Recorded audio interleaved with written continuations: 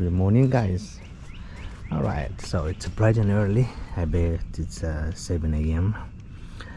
I'm up early because it's time to put the fog lights on the WRX, and I'm excited to mount it. All I need to do is pop this cover off and pop the other side off, and we go from there. Should be a plug and play. A little bit of trim that we have to do on the other parts, but let me get the parts for you guys. All right, parts acquired on my hands here. We got, let me do a quick unboxing here.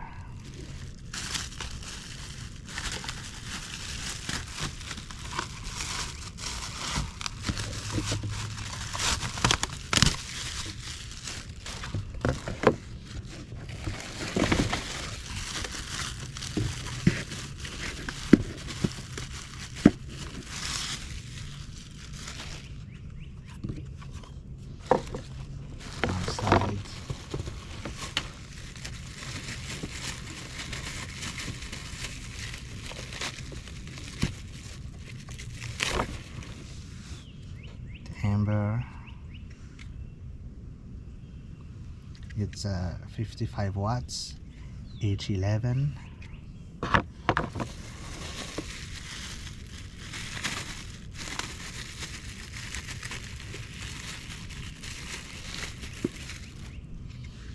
Second pair, 55 watts, H11, right there. Came with the wiring diagram and a complete wiring harness kit with the relay, the fuse, the connector. This will go on the switch, so we should have a switch somewhere in here. Look at that, well built. This switch will go straight on the slot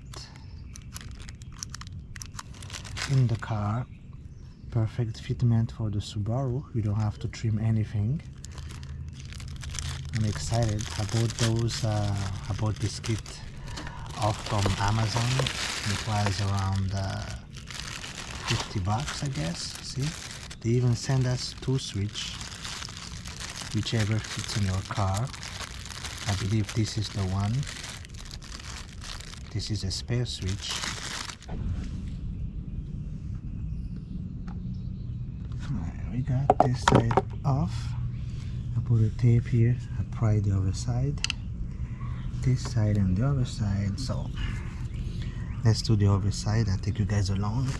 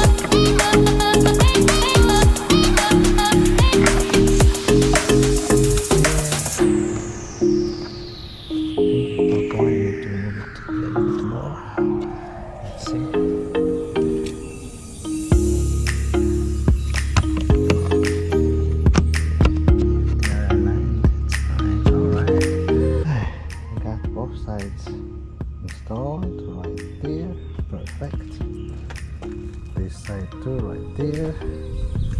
Now we got the wiring. It's a matter of putting the wiring underneath. Well, after a good 2 hours,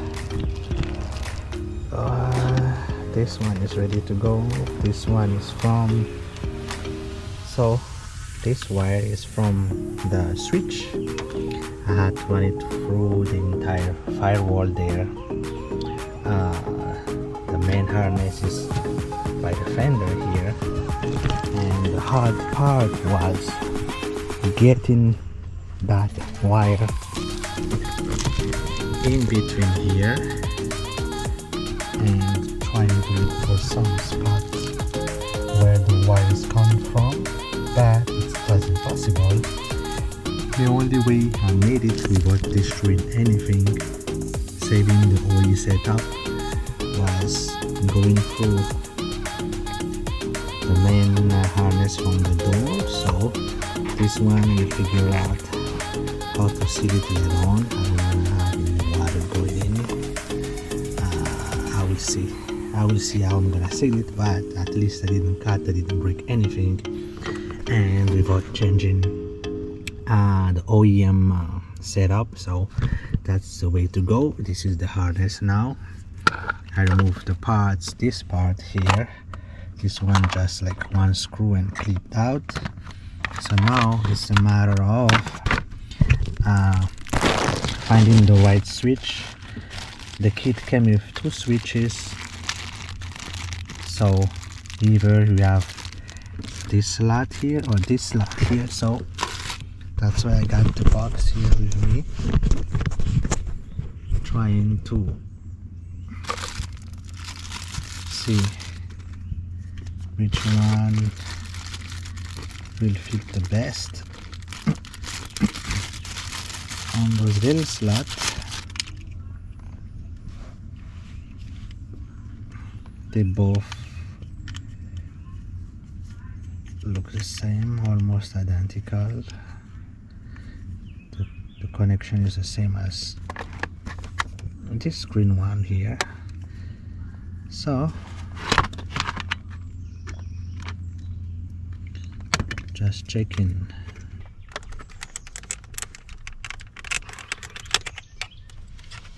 There we go. That's the right spot in there.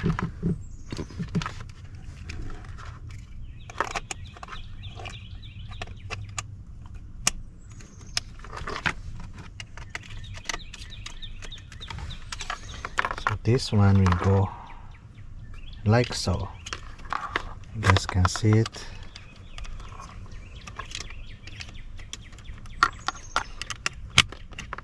Like so, right there on that spot.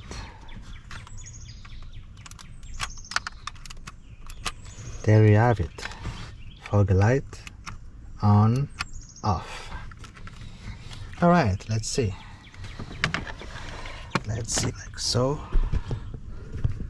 Here we go. We have it. On, off. Fits perfectly. Let's see what's going on. Let me just put back everything and do a quick test, and it's a matter of finishing up and zip tying those wires and tucking those wires, and we should be good to go. But that was like after a good 2-3 hours. Alright, we got some coins here, or cell phone thing. Awesome.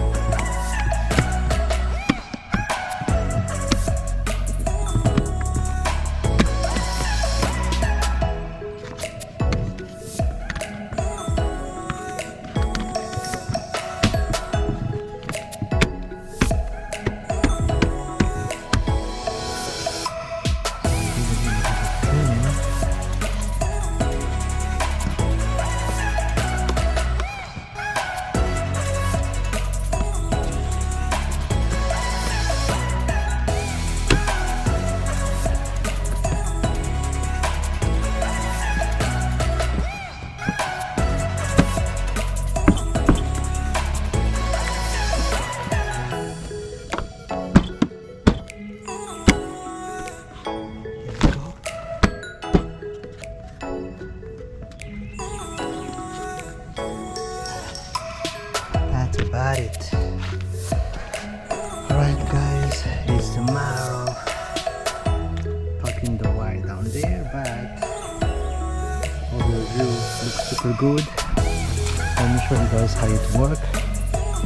I gotta run this wire with some ignition power. That's the only thing left, but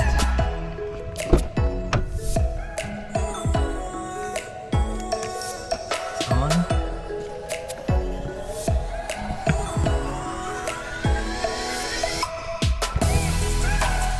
Exactly how I like it. Exactly how I like it. The amber with the LED lights, it will look so good at night. Exactly how I like it.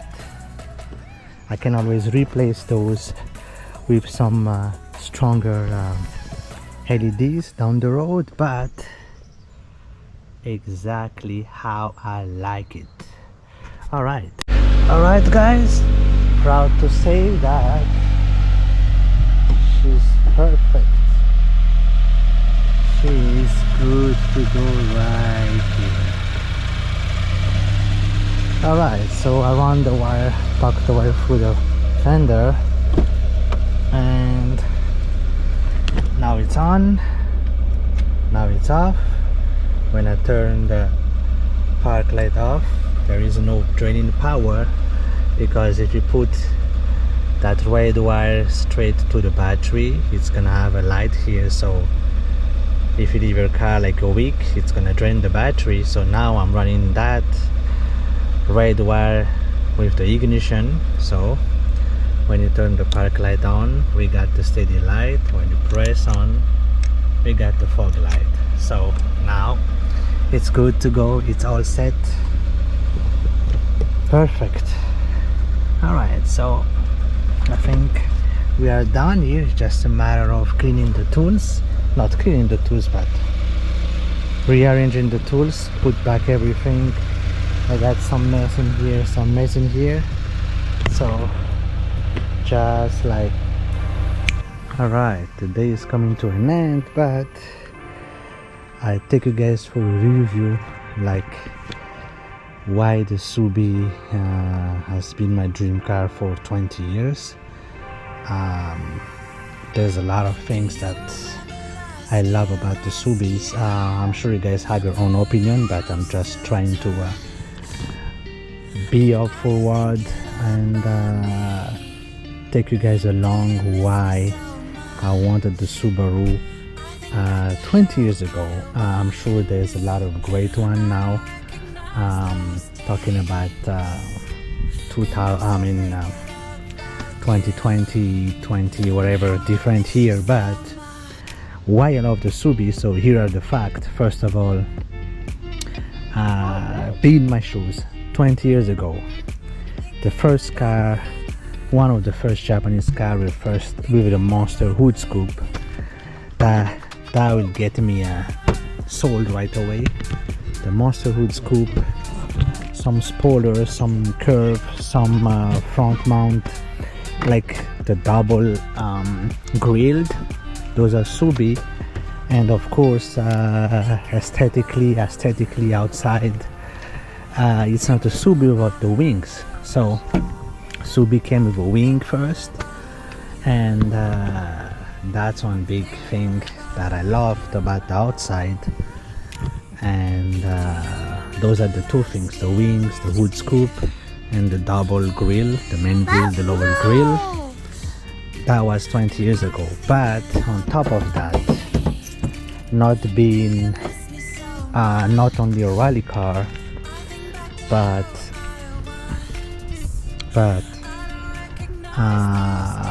outside was also the four-wheel drive with the boxer motor. That was with the motor, four-wheel drive boxer motor with a little turbo.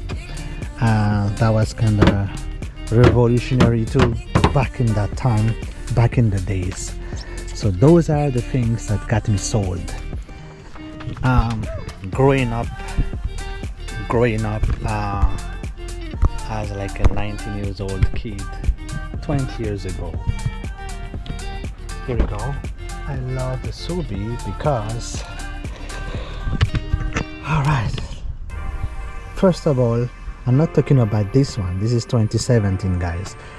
But the first CG8 or JC8, I don't remember anymore. Kind of mix match the spell.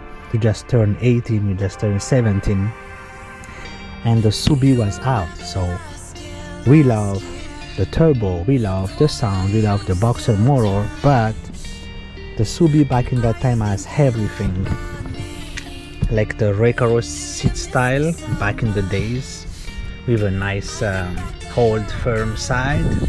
That was a must. 5-speed or 6-speed stick shift, doesn't matter, we love it. And a nice steering wheel, a turbo sound. What else? Now it's 6-speed, which is more better.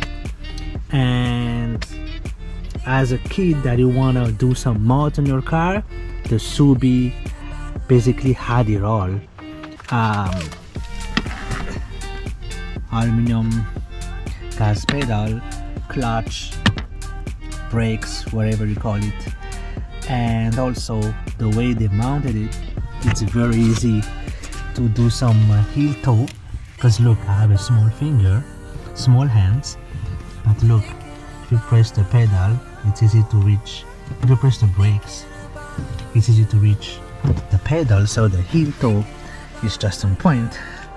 Also, why I choose the Subie, it has a little carbon fiber as well going around right there, and red stitch on the seats and basically everywhere. So the STI, I know it's far better in some guys, but this has those little things that I love, that I wanted even 20 years ago. It has the same thing, the pedal feel, the rally feel. You can do heel toe, the bucket seat style, here we go, that's the correct word now. And 6-speed, 5-speed, whatever, short shifter right away from the factory, very precise, Japanese thing.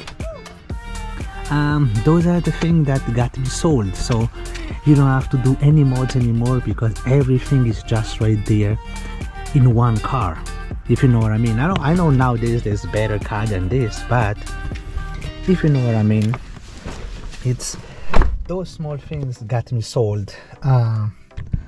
Got a nice Subaru logo there once you close the door, but as I said, 6-speed, all-wheel drive, red stitch all around with the bucket seat style. The pedal has like that close to each other, so you can easily heel and toe. It has the boxer motor, it has, you know what I mean, it has those little mods as a teenager that you wanted to do on your stock car. So the Subie basically had it all, basically from the beginning, from back in the days. So that's why that's why I fell in love with the Subie, and I always wanted one, especially after Colin McRae, Richard Burns won the WRC title on the Subie and make them more even better and more famous from the Pro Drive style. And those are the little things, but of course through the years they kind of mod it. You have like a diffuser, 4 exhausts instead of like single exhaust, or like dual exhaust, but still very good, and not a boring car at all. It still has those like a little curve here, and the little vent on the fender. And I know they had what's that, they still have the STIs, like the Brembo brakes. So those, as I said, those are the plus that you kind of like want to do a mods if you have a stock car. Brakes, steering wheel, pedals, bucket seats, you name it, wood scoop, wings, and as I said, those are like the 10 major points that Subie has it from the factory once you buy it. So as a car enthusiast, a big car lover, those got me sold 20 years ago until now. That's why I always wanted the Subaru, and on top of that, the all-wheel drive and the turbo make it all the bell and whistles. So those are the fact that I wanted the Subaru. And for nowadays, I mean, nowadays might not be much, but it's still the way it is. It is my dream car because of those points and those facts that I just mentioned. So if you guys are wondering why, I just mentioned it: rumble, turbo, 4-cylinder, boxer motor, world championship car from Colin McRae, from Richard Burns, from all those drivers, Ken Block, Pastrana. See, until today the legacy continues, even from the Subaru legacy, of course. The saga, the legend continues until today with the Subaru being in rally and the WRC team, Subaru of America, on those 1,000 acres that are rally up north. That made the Subaru a Subaru and got me sold. So I think I try to explain it the best as I can.